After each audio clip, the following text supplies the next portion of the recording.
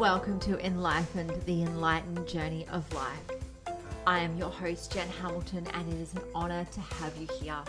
I am a conscious life coach and women's empowerment mentor, and I activate a potent level of self and soul inquiry with my clients, which initiates deep and lasting transformation in all areas of their lives. I am here for the full human experience, authentically and audaciously sharing my magic with the world.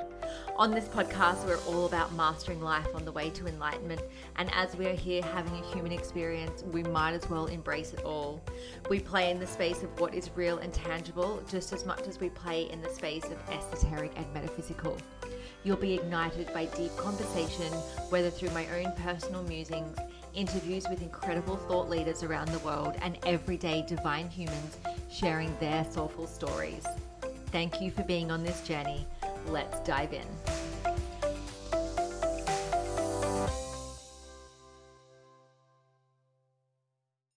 Hello and welcome to another episode of the Enlightened Podcast. I'm your host, Jen, and I'm joined today by Samantha Khan. Samantha is a certified success coach for women, a yoga instructor, and experienced human resources professional. After a 10-year career in corporate, she opened Lighthaus Coaching to help high-achieving but burnt-out women. Samantha works with clients one-on-one and in groups to help them reclaim their sense of self-worth and discover what a successful life truly means so they can stop grinding day in and out and start enjoying their life and stepping into their greatest purpose and potential.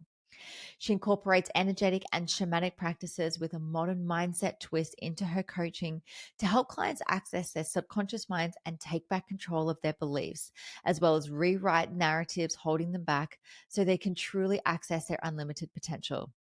Samantha holds an undergraduate and master's degree in psychology, business, and human resources, and is a certified life coach and yoga teacher. So without further ado, let's dive in. Samantha, thank you so much for joining me. How are you today? Thanks for having me, Jen. I'm great. I'm so happy to be here. It's a pleasure to have you on the show, and I'd love to hear from you. What is it that inspired you to get up this morning? Ooh. Well, yesterday was my birthday, so Oh, I happy feel like birthday. thank you. Yeah, I just feel a new energy. I woke up, reflecting kind of on my last 32 years and felt really inspired by that. So yeah, that's what motivated me. I love the energy of birthdays. Like you hmm just feel something different, and everyone's just like throwing so much love at you. I love birthdays. Yeah. No, I do too. I love celebrating anything, and honestly, like it's not because I feel like I need to be celebrated, but I just like bringing people together with that energy. So, last night I'm also a yoga instructor, and I taught a yoga class that was packed with both friends and new people, and so that was just so nice to see, to bring people together in community. That's one of my favorite things, and I think it's why I love, like I said, celebrating just about anything. Oh, that's amazing. Oh, I love Yeah. that. I love getting people together as well, especially over food. You know, food's Yes. such a big part of my love language. And yeah, bringing Mhm. people together, connection, community, food, gathering, it lights my soul. 100% agree. Yes. Yeah. So as a success coach, tell us how you got into this work and what sort of magic do you bring to the world? Yeah, thanks for asking that. I was just having a conversation with someone about this, and I think it really just starts with, I come from an immigrant family. I thought that there was one way to be successful, and that was either be a doctor, an attorney, or a quote unquote business person. And I didn't fit into any of those molds, so I had to make my own, and I felt for a long time very ashamed about it. Like there was something wrong with me, that I couldn't follow the path that was set forth for me, that I wasn't ever going to be successful. And it wasn't until I started defining my own version of success and starting to feel a sense of worthiness as being inherent versus earned, that my life started to kind of fall together in a more of a natural, organic way. I felt like I could be less of an imposter in my own world, my own life, and start showing up more authentically, and seeing that shift for myself made me just want to do it for everyone else. So I love working with women who have been through a similar path, who maybe are high achievers, been going after that same version of success that we're sold as the one, and really just debunking that myth, allowing them to see that there's many ways to be successful and that it's totally subjective. And I think the magic that I bring to the world is creating really deep relationships and giving people permission to think and feel deeply in a safe space. It's something that I had always been looking for, and now I love creating it for others. I love that so much. And, as you mentioned, success is subjective. It's Mm. completely different. Like your version of success will be different to my version of success, different to every person that's listening. Everyone has their own different version of it. I'd love to hear, Mhm. what is your version of success? Yeah. I think my version of success is creating a full and whole life, right? So Mm. one that isn't just one-sided in terms of all focused on relationship or all focused on work, but one where you feel like you get to authentically be yourself and do the things that light you up, where you can show up, um, and really, what are the words I'm looking for here? Really experience your life to the fullest, where you can make decisions each day that support the person that you want to be holistically, and not just feeling like you're constantly making trade-offs, and feeling a little bit miserable or missing out on the other things that you love because you're so hyper focused on being the certain version of success that you think others want. Yeah, no, I love that. What have you found, especially working with women, where does worthiness come in, and where does worthiness either play a part or hinder, a woman's version of success? I think it underlies everything. It's really like the messaging we get from the time we're young children through adulthood. And if we don't feel our worthiness is inherent, we will constantly have to try proving it to others, right? And the way we prove it to others is by going after versions of success that they think is appropriate versus what we think is appropriate, by people pleasing, by sacrificing our wants and needs in order to give to others. So I think it's absolutely just sort of the undercurrent that lies underneath all of those things, right? And it causes us to accept less. It causes us to feel like we need other people who maybe don't support us or don't treat us the best. We keep them in our lives because we feel unworthy of finding more. So it's a huge difference when we start coming from that place of our worthiness is inherent, right? That there is no thing we can do, say, or try that's going to make us unlovable, right? Because at the end of the day, it's worthiness of what? Worthiness of love, right? So, can we be loved by people? And the answer is always yes. You're always, no matter what, for men or for women. And I think, so many of us have forgotten that over time through our own conditioning, through our own experiences, whether they're just sort of, everyday experiences or traumatic experiences, through listening to other authority figures. So we've forgotten it, and I think a lot of our work is remembering that inherent worthiness to help ourselves heal. It's so true, isn't it? And it's such a journey. It definitely has been in my life, and having my own business and having to, you know, essentially decide what success is for me, because I'd modeled it from, so many other areas of my life before, and especially, Mm. working for other people, but mostly working for men as well. And it's very different for men. I feel that, women are always striving to be something, do something, whereas men just are, and I guess we want to close that gap. Essentially, we want to, as women, be able to go, well, of course, we're just as worthy. We are just as entitled to feel all of these things. We don't have to prove ourselves.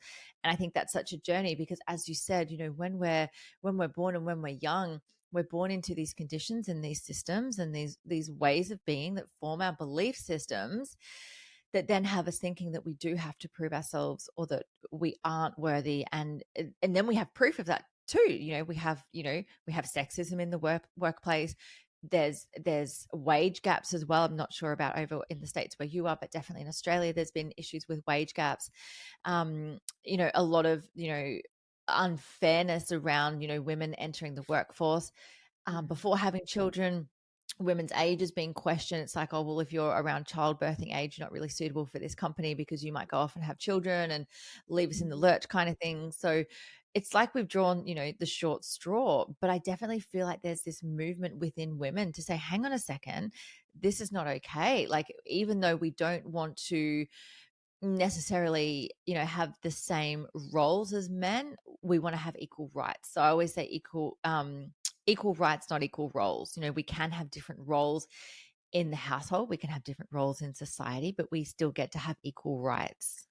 Yeah, yeah, equal opportunity, I think. So, Yeah.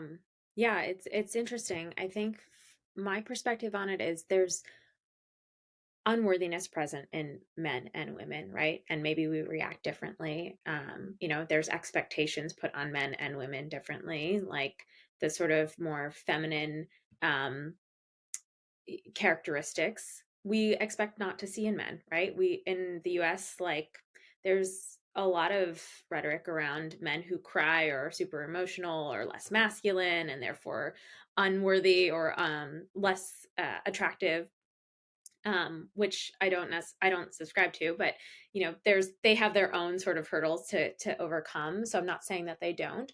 I My background previously before starting my coaching business was in human resources, so a lot of experience crafting a workplace that is suitable to create equal opportunities. But to your point, there's a lot of that still exists, whether it's in smaller companies that don't have human resources or just there's subtleties to it, right? So whether it's sexism or um, just the wage gap, like people just don't know all the time. And it's not necessarily malicious, but it still exists. It doesn't mean that it's not there. So what I Mm. see is that the expectations for women is, and especially again, coming from an immigrant family, like there was a huge focus. I have three sisters, so we're all girls. There's a huge focus put on your career and being career focused, being able to support yourself at all times, and being really successful in that part of your life. And then at the same time, every other sort of outlet I could have absorbed, um, you know, or been socialized by, I got the same messages of I have to look pretty. I have to look done up. I have to be a good cook, have a beautiful home, like all, some of these things that you can giggle at when you think about it. But as, a young adult, I was like, oh, I have to do all of these things. So how do I Mm. balance all of this?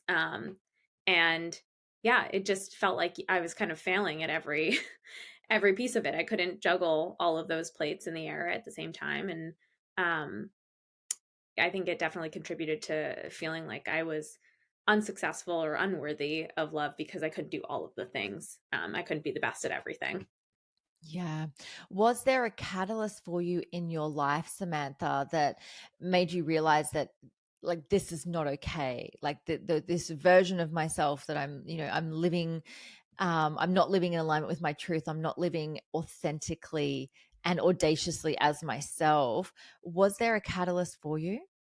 Yeah, yeah. So in my late 20s, I went through definitely a struggle with depression and some toxic relationships, and it was I think around the time I found myself in the second toxic relationship in a row, where I was wondering how I keep attracting these people, if this is going to be my life going forward, right? Like is this just what I'm going to have to put up with? And um, you know, I looked around and I saw that I had achieved those things that I thought were going to make me successful. Like my career was taking off, I was doing really well, but I was showing up every day feeling like crap, like I was an imposter. And like I was just hiding every day that I had no idea what I was doing, but people kept showing me, like showering me with praise, that it seemed like I was doing a good job. I was getting promotions, I was getting pay raises.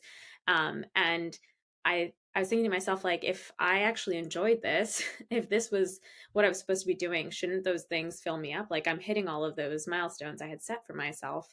But I realized, like, emotionally, I was kind of at my rock bottom. I was I had really poor relationships with my friends, my family. I had the worst relationship with myself at the end of the day. I didn't feel like I supported myself. I felt like I was constantly fighting myself to um, achieve anything, and it was all based on around fear of failure. It was all based around what happens if I lose this? What if I, can't get to the next level? It was constant self-doubt. And I just didn't want to live my life that way anymore. It was causing a huge strain. And it was really when I hired my first coach, who wasn't even based around spirituality, but I hired her to help me kind of negotiate a new job offer. And we started talking about this idea of worthiness. And I just was kind of in shock. One, I was like, why? I don't want to. I don't want to talk about worthiness, because it immediately brought up so much emotion. And I had never considered what worthiness even really meant. So when we started talking about those things, I realized how much it shifted for me, and that was kind of the thread I needed to pull to get out of the situation that I was in. So I continued my practices there, and that helped me get into sort of the energy work and shamanic practices that I'm using now. Tell us about the energy work and the shamanic practices.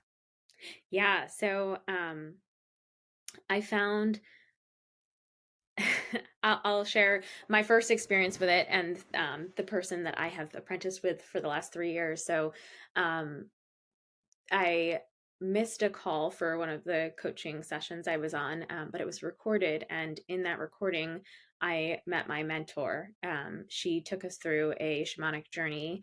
Um, and as I was listening to it, I found myself in tears, like something had clearly just broken open in me, just based on the energy of this recording. So as soon as I heard it, I knew that I needed to work with her, and that's shifted everything for me. So the shamanic practice that I utilize and that I've practiced with her um, that is a shamanic journey. So not not using plant medicine or anything, but really just most of our sessions are virtual. So it's using the shared energy that we both have to go into our subconscious, or go into my subconscious or my client's subconscious, and start using the visualization, powerful imagery, and metaphor to get to the bottom of sort of where the energetic ties might be that are holding me back. Mm. And it just has opened up so much creativity in me, so much creativity in my clients to be able to express what's going on, to be able to question and explore, really, like creating that safe space, I think. So it's been so powerful. And also through that have learned hands-on healing as well, and just channeling sort of source energy to help my clients release tension, and locked energy they might be feeling in their bodies, which has been an amazing experience as well. Um, and even through that have found myself experiencing, as a client and as a practitioner, past life regressions. So it's been really powerful. And if you would have asked me 3 years ago, like, would I have even believed this? I don't know. But it's so experiential, really. It's just like there's so much possibility when you utilize this work. And it's really just been learning and understanding the different sources of energy: crystal energy, Lemurian energy, Atlantean energy, and being able to incorporate that into these journeys, and be more intentional as I go. That has been super powerful. Wow, that's incredible. I love hearing about this stuff. And I'm, yeah, right into, shamanic journeying and energy healing and all of that. And I love that we're bringing it forward more. I mean, if this was us talking about this, hundreds of years ago, we'd been burnt at the stake for this Yeah. conversation, Yeah. let alone Yeah. the practices.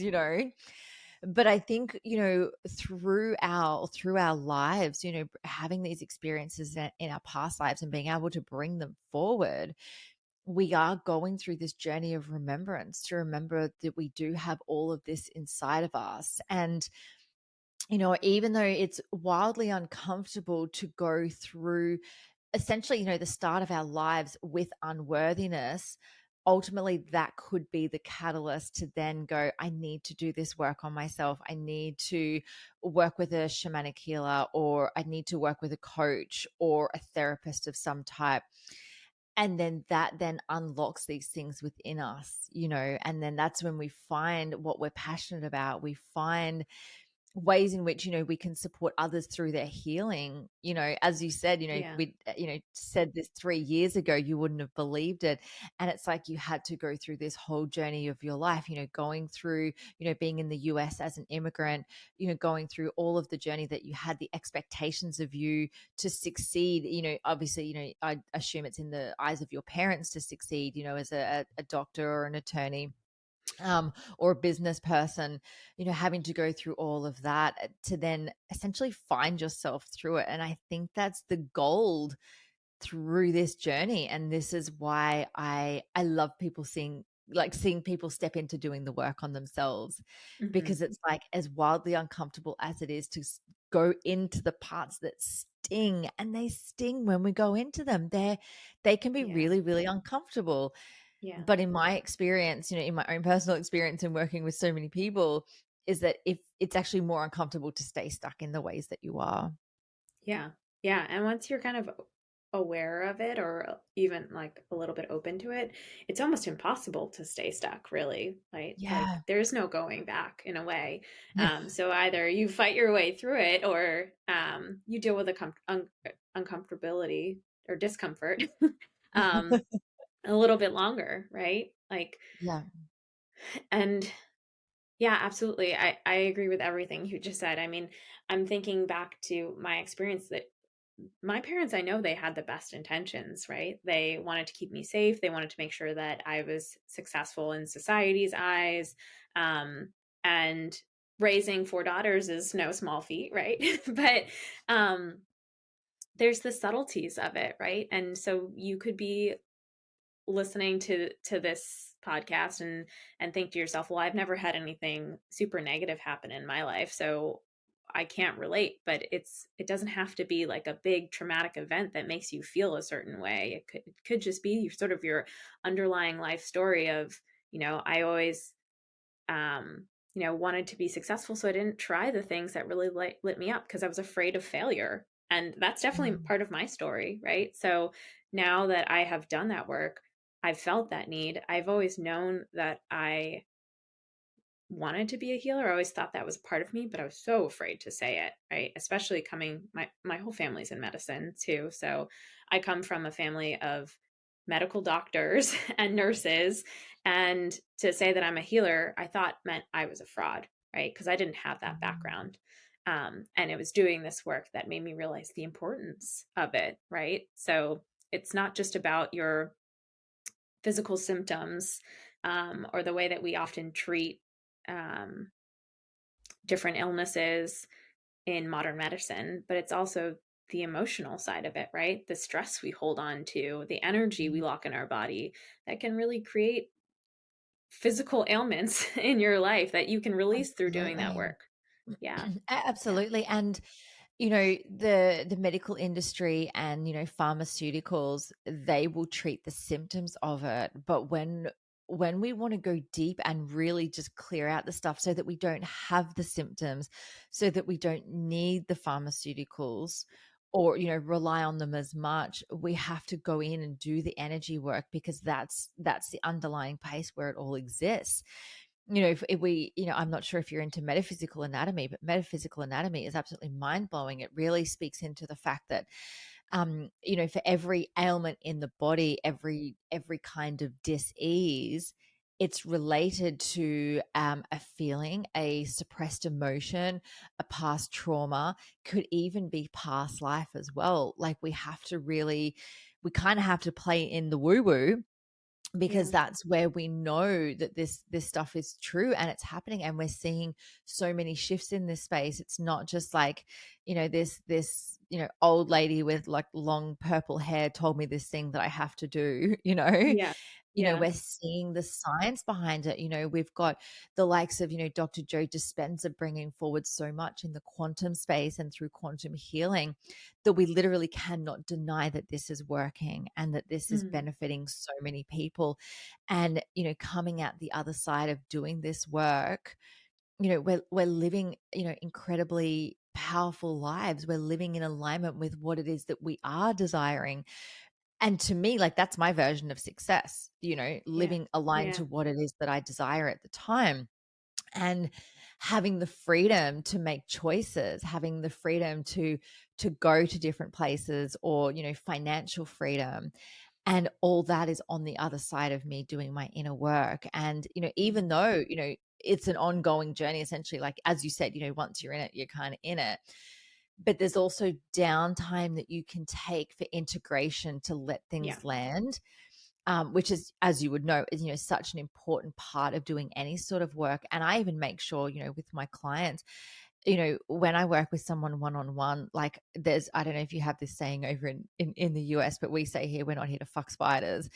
And, it's basically, we're not here to fuck around. And I get, straight in there with clients, and we do, deep work. We get into the subconscious mind, we make massive change. But there has to be a time where life has to catch up to this new way of being and to these new beliefs, like, especially when we're going in there and we're rewiring neural pathways and, literally changing people's DNA through healing. There Hmm. has to be a chance for essentially the body and, the mind to catch up to this new experience. And that's such a powerful part of the process too. Yeah, absolutely. I mean, it's a necessary part. I think if we try to rush through our healing, like, you can get kind of addicted to it the same way you can get addicted to anything else, right? Like, let me have another spiritual awakening. I'm looking for that um aha moment. I need to go through the suffering in order to come out on the other side. But if you aren't allowing yourself the time and space to integrate it, then you're doing yourself a disservice, because those things are still going to keep coming back up until you can actually find a way to make them part of your manageable everyday life, right? To be able to recognize and to also, like, honor your experience, right? Because especially when I first started this work, there were so many times when I had something come up over and over again, and I thought I had dealt with it, and it led to just a lot of shame. Like, how am I back in the same spot? I'm going backwards. I've invested so much time and energy and money into my own coaching and my own betterment, and yet I'm repeating the same mistakes. And I realized how that was coming out of it, my ego as well, right? That I needed to be somewhere faster, that I needed to never make a mistake. And that's not what's on the other side, right? We're still human. We're still going to have moments where we get frustrated or we react in a certain way that doesn't feel in alignment, but it's coming back to that alignment quicker. It's giving yourself grace. It's giving yourself patience, that I think is so important, and the biggest lessons there too, right? Because um, we can change. Like, we have the ability to change our personality. Dr. Joe Dispenza talks about this all the time, right? That it's not fixed, but it Mhm. does take time, to your point, for our body, for our mind, our ego to finally catch up and accept that change as well. And just slipping up or making a mistake doesn't ever um, have to mean that you have failed, have to mean that you have gone backwards. 100%. And this is the thing as well. And I see people get stuck into this trap. And I know that I've definitely been there before myself, is that when you're doing any kind of inner work, it's not the invitation to bypass the feelings or the experiences that the human life offers you. Hmm. In fact, you want to be able to go into the sticky parts because you're equipped with the tools to be able to handle it and be like, do you know what? I'm just going to sit in my shit right now. I'm just going to be in in like my rough times, because I know that this is the magic. I'm okay here. I'm safe here. I'm actually, it's actually safe for me to just sit and feel unworthy or worthless at the moment, because I know that there is something that has to move through me. There is a message in here that is going to show me where it's come from. And that is going to be my invitation to heal. And like, this is one of the biggest things that I see, especially in different, sort of spiritual communities, is just the bypassing that happens, and I want to shout it from the rooftop, stop bypassing the feelings.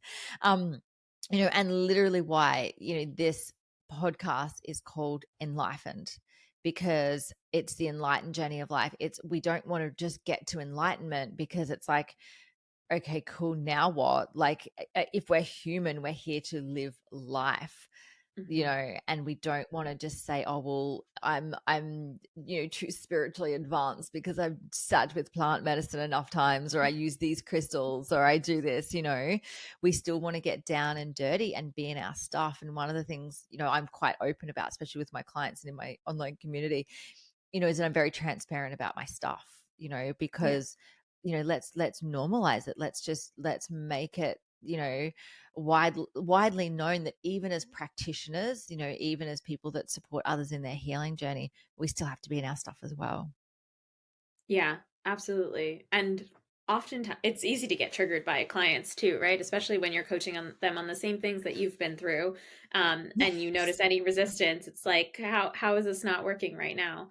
Um, but 100% agree. I mean, it seems like there's always this rush to get beyond the emotion, and sitting with emotion can be so uncomfortable.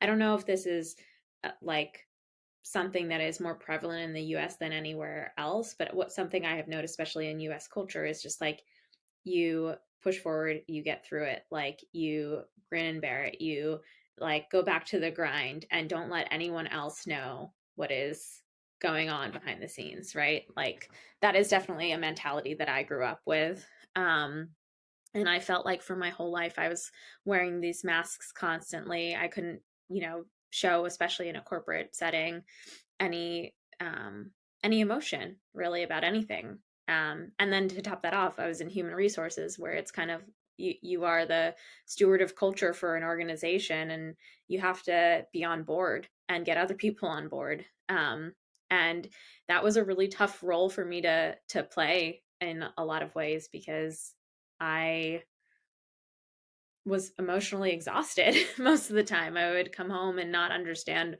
why I felt like so frustrated or so tired, physically tired. And it's because I'm constantly wearing these masks where it doesn't feel like I can share my shit. It doesn't feel like I can experience it. I just have to go on to the next thing. And, maybe I'll catch a break sometime later on in life and I can process through that stuff, but it's not now. It's not necessary.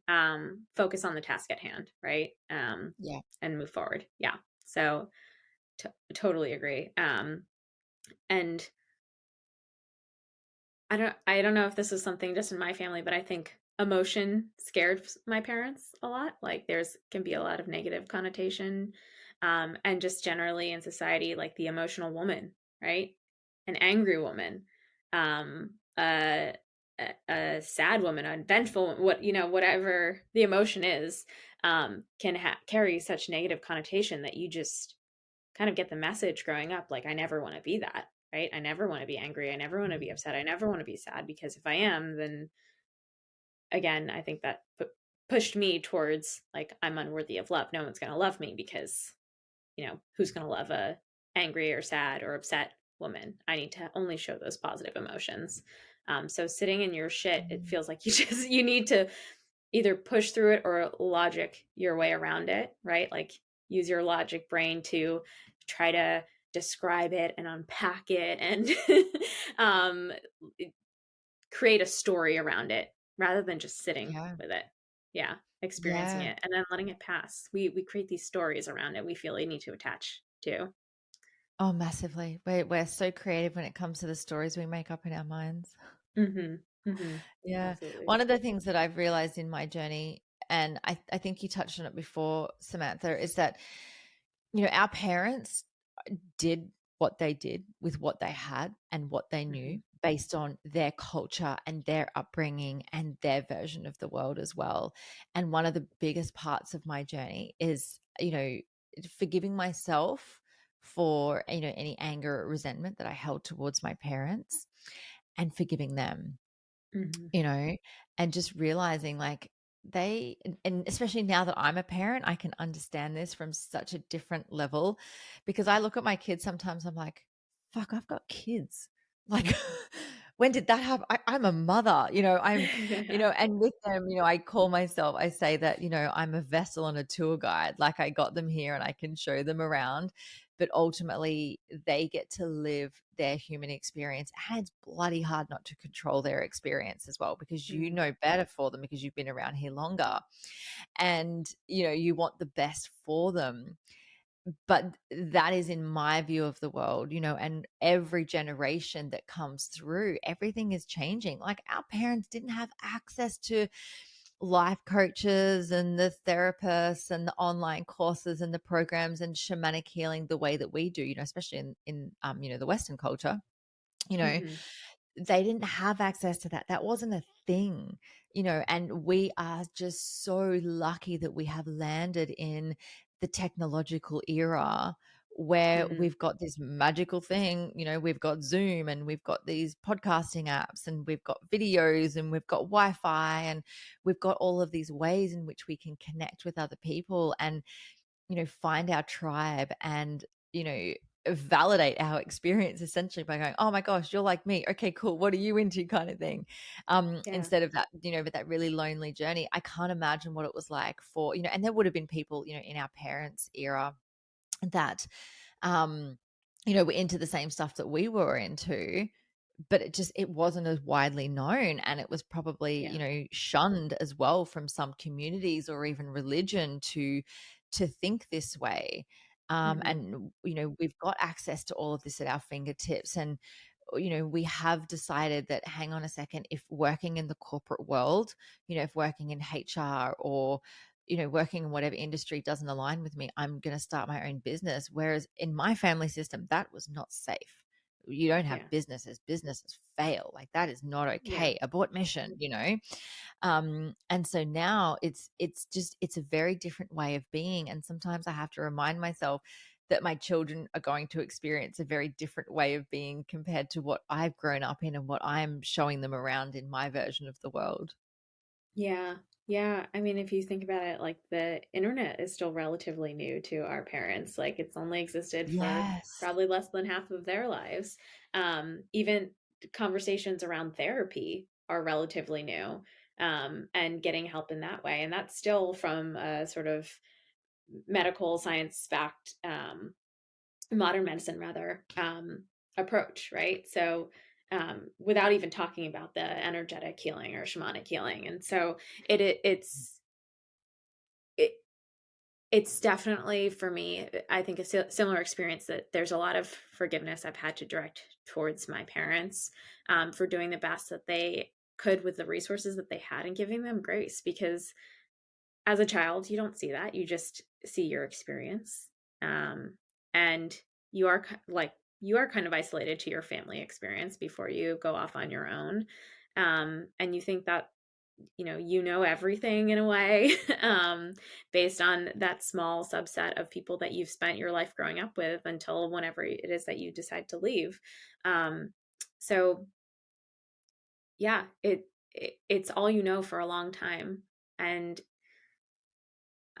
especially if you it either haven't done the work um or going through the work now, it might feel like there's a lot of resentment towards your family, or just misunderstanding of what life should be, maybe resentment towards yourself because you direct it inwards versus directing it outwards. But um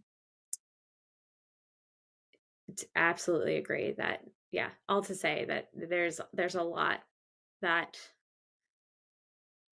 I guess I would sum it up to say I know that when I do have children, that there will be a similar experience. It's unavoidable, but it doesn't have to be. Um, it doesn't have to ruin relationships, right? And I am excited to Yeah. parent slightly differently than my parents did for me. Um, but I'm also excited for them to spend time with my children and be grandparents and teach them lessons they taught me as well. So, yeah, long-winded way of saying Yes. I can absolutely agree. And, you know, it's this I think seesaw kind of finding forgiveness for others and for yourself. Um, and you can't really Mm, have one without the other, right? Because whenever you're that's holding so on to that true. pain, yeah, whenever you're holding on to that pain, whether it's towards yourself or towards someone else, like it's always towards yourself, right? It only hurts you. So, yeah. Yep, it's so true. Yeah, and you're right, like they have to coexist together, that self-forgiveness and then the forgiveness of others. Yeah. Yeah. I'd love to hear from you, Samantha. What is it? You don't have to mention any names, but can you think of a particular client that you've worked with that's had a really significant shift in their life that, has come from, doing this work with you? Yeah, yeah. I had one client who came to me feeling incredibly unconfident in her ability to find a job. And she was overqualified for a role in human resources, but wasn't able to land a job. She was feeling like it was never going to happen. And she was absolutely accepting less than what she wanted to because she thought it was the only thing available to her. So we worked together for 3 months to um, help her uncover different possibilities. And a lot of the work that I end up doing with my clients is around their inner child because that is such a powerful archetype for the rest of the way you live your life, right? So, um, we worked on her inner child and really uncovering where she was shown she wasn't worthy, that she wasn't able to speak up, and also in her current life where she's closing herself off to possibilities because she feels unworthy of them. And it was through that she was able to start putting together a resume that actually um, shared her qualifications in a more honest and um, kind of owning her worth type of way, and allowed her to land a job that she never thought she would have gotten otherwise, and asked for a 40% increase and get it. So I was incredibly proud of her. But that kind of work that I've seen in my own experience, but also working with these clients where you're doing the inner work, you're changing the way you feel about yourself, and it might feel very intangible at first, but it has the ability to create these massive shifts outside of um, in your outside world as well. So, yeah, absolutely. That's amazing. That's amazing. And do you see women all around the world? It's all via Zoom, is it? Yes, right now working all via Zoom. So, mostly been in the US and then some in the UK, but yeah. Amazing. So we will link to, how people can work with you in the show notes. Any words of wisdom that you would like to impart on our listeners? I would say, and I will say this over and over again, that your worthiness is inherent and you are responsible for only your feelings. So, just a reminder to allow yourself the opportunity to um, I just think it's so empowering when you take responsibility for yourself. I was going to say this earlier, but um, when you're sitting in your shit and you're feeling really awful, once you can shift from this is awful, this is terrible, shift out of that victim mode and find yourself in a place where you get to parent yourself and rewrite your stories, it is so empowering. So just remember you are worthy, and however many times you need to repeat that to yourself, and that there is another side to it. And when you start taking responsibility for yourself, you generate great power in yourself. You have the power to create worlds beyond your greatest belief. So, yeah. Oh, I love that. That's beautiful. Thank you. And Samantha, one final question before we wrap up. What is the meaning of life to you? Ooh, great question. I think I would have to say for me, it's to create experience and to grow, right? To Mm. to grow beyond where you've been. I'm a lifelong learner and I love learning new concepts, learning new things, and integrating them into my life. And I just think my life would be meaningless if I didn't have that. So yeah. Yeah, I love that. Amazing. Thank you so much, Samantha, for joining me on the show today. Yeah, thank you so much for having me. This has been such a pleasure, and loved chatting with you about all of these topics. Thank you.